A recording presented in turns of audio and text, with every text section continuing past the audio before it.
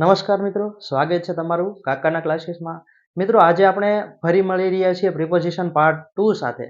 Part 1 માં આપણે preposition વિશે પ્રેક્ટિકલ રીતે સમજ્યા હતા કે કયું પ્રિપોઝિશન કેવી રીતના ઉપયોગમાં લેવાય છે, ક્યારે ઉપયોગમાં લેવાય છે.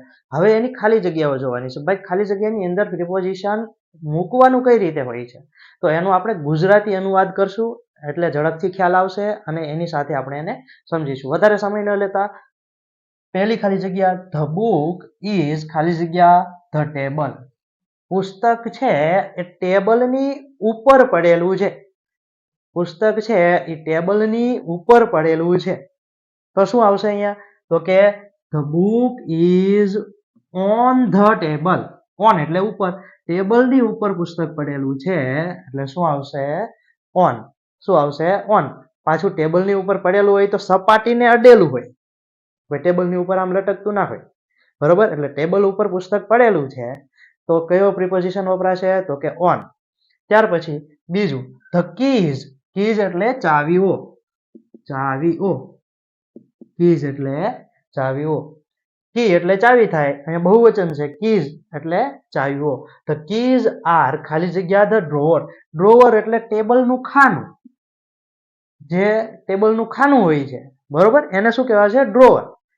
તો જો ચાવીઓ ક્યાં પડેલી છે? તો કે ચાવીઓ ક્યાં છે? તો કે ભાઈ ટેબલના ખાનાની ઉપર, ટેબલના ખાનાની અંદર કે ટેબલના ખાનાની ઉપર લટકતી છે. તો ચાવીઓ ક્યાં પડી હોય? તો કે ટેબલના ખાનાની અંદર. તો અહીંયા શું આવશે? In. The keys are in the drawer. ટેબલના ખાનાની અંદર ચાવીઓ છે, બરોબર. પછી અહીંયા આપણી બુદ્ધિ વાપરવાની નથી. ભાઈ ટેબલના ખાનાની ઉપર લટકાવી હોય તો એવું કઈ વાપરવાનું નથી. ભાઈ જે રીતે વ્યવહાર રીતે જે થતું હોય એ થાય. પછી આપણી બુદ્ધિ હકેવી તો ક્યાંય સરખું પડે નહીં, બરોબર. એટલે એ ધ્યાન રાખવાનું છે. ત્રીજી ખાલી જગ્યા, ધ કેટ ઇઝ હાઇડિંગ ખાલી જગ્યા ધ સોફા. બિલાડી છે એ હાઇડિંગ એટલે સંતાવું અથવા તો છુપાવું. હાઇડિંગ એટલે સંતાવવું અથવા તો છુપાવવું, બરોબર. તો બિલાડી સંતાયેલી છે સોફાની પાછળ. હાઇડિંગ એટલે સોફાની પાછળ થશે. સોફાની આગળ સંતાય કોઈ ના, સંતાયેલી ક્યાં હોય? ભાઈ સોફાની પાછળ. તો સોફાની પાછળ એ સંતાયેલી છે, બરોબર. તો પાછળ માટે આપણે શું વાપરતા હતા?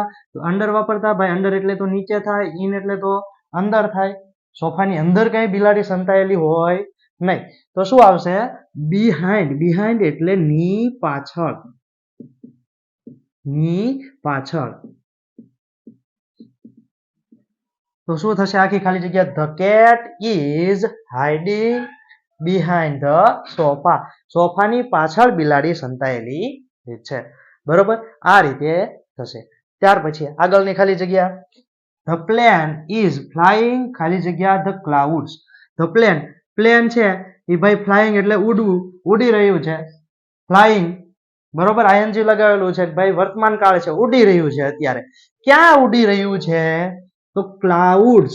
વાદળની અંદર, વાદળની નીચે, તો કે વાદળની ઉપર. તો શું આવશે અહીંયા? વાદળની અંદર, વાદળની પાછળ કે વાદળની ઉપર. તો પ્લેન છે એ વાદળની ઉપર ઉડે. વાદળની ઉપર. ક્યાં ઉડતું હતું? પ્લેન ઉડી રહ્યું છે વાદળની ઉપર. તો ઉપર માટે શું આવશે? Over. OVER. The plane is flying over the clouds. એટલે કે વાદળની ઉપર પ્લેન ઉડી રહ્યું છે, બરોબર. ત્યાર પછી ધ હાઉસ ઇઝ ખાલી જગ્યા ધ લેક. અંડર એટલે કે નીચે. ભાઈ હાઉસ એટલે ઘર. હાઉસ એટલે શું થશે? ઘર. લેક એટલે તળાવ. તળાવની અંદર ઘર છે એવું કહેવાય? તો એવું થશે નહીં. બીજું છે નિયર. તળાવની પાસે ઘર છે એવું કહી શકાય. પછી ઓવર. ભાઈ તળાવની ઉપર ઘર લટકે છે એવું કહેવાય નહીં. તો અહીંયા કને કયો પ્રિપોઝિશન આવશે? કે ભાઈ તળાવની પાસે ઘર છે. તળાવની અંદર કોઈ દિવસ ઘર નો, બરોબર. એટલે તળાવની પાછળ ઘર છે. તો નિયર. પાસે માટે શું વપરાય છે? Near. The house is near the lake. તળાવની પાસે ઘર છે. ત્યાર પછીનું છઠ્ઠી ખાલી જગ્યા, ધ ચેર ઇઝ ખાલી જગ્યા ટુ ટેબલ્સ. બે ટેબલની વાત કરેલી છે, તો બે ટેબલની અંદર ચેર છે, ઇન એટલે અંદર, તો બે અહીંયા કને ચેર એટલે ખુરશી અને ટેબલ એટલે ટેબલ, અને બે ટેબલની વાત કરી છે. જોજો, બે ટેબલની, તો બે ટેબલની અંદર ખુરશી છે એવું કહેવાય. બે ટેબલની ઓન એટલે ઉપર, બે ટેબલની ઉપર ખુરશી છે એવું પણ ન કહેવાય. બરોબર, તો બે ટેબલની વચ્ચે ખુરશી છે એવું કહેવાય. તો વચ્ચે માટે આપણે શું વાપરીએ છીએ પ્રિપોઝિશન? તો કે બીટવીન. કયું પ્રિપોઝિશન વાપરીએ છીએ? બીટવીન. બીટવીન એટલે બે વસ્તુની વચ્ચે જ્યારે વાત કરવામાં આવી હોય ત્યારે આપણે કયું પ્રિપોઝિશન વાપરીએ છીએ? Between. The chair is between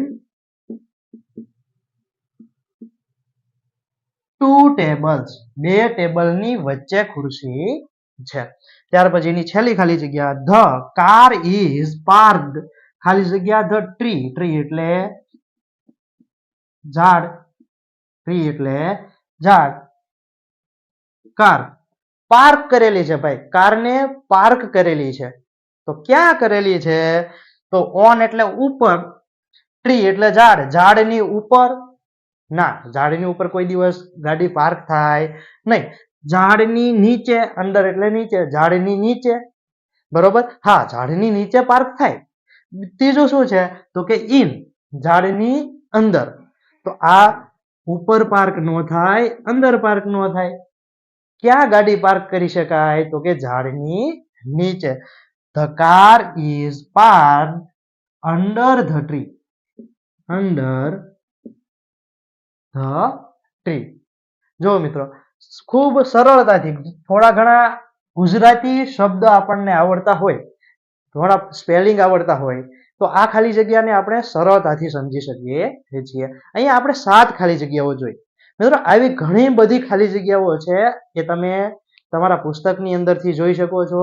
હવે તમે ગમે ત્યારે કોઈ ઇંગ્લિશનું પુસ્તક વાંચતા હોય તો એની અંદર આવા પ્રિપોઝિશન આવશે એટલે તમને તરત ખ્યાલ આવશે કે ભાઈ આ શા માટે અહીંયા કણે બીટવીન વાપર્યું, શા માટે ઓન વાપર્યું, શા માટે ઇન વાપર્યું. મિત્રો, આવા જ વિડીયો છે એ તમને ઇંગ્લિશના મળતા રહેશે. એના માટે તમારે શું કરવાનું છે? ભાઈ કાંઈ નહીં, કાકાના ક્લાસીસની જે ચેનલ છે એને સબસ્ક્રાઇબ કરી બેલ આઇકોન દબાવી દો, એટલે જેવો નવો વિડીયો આવશે એટલે તમને નોટિફિકેશન મળી જશે. મિત્રો, ફરી વખત એક નવા ટોપિક સાથે મળીશું. ત્યાં સુધી આગળનો વિડીયો ન જોયો હોય તો જોઈ લો, અને આ વિડીયો જોઈ લો, ઘરે થોડીક પ્રેક્ટિસ કરો. આભાર.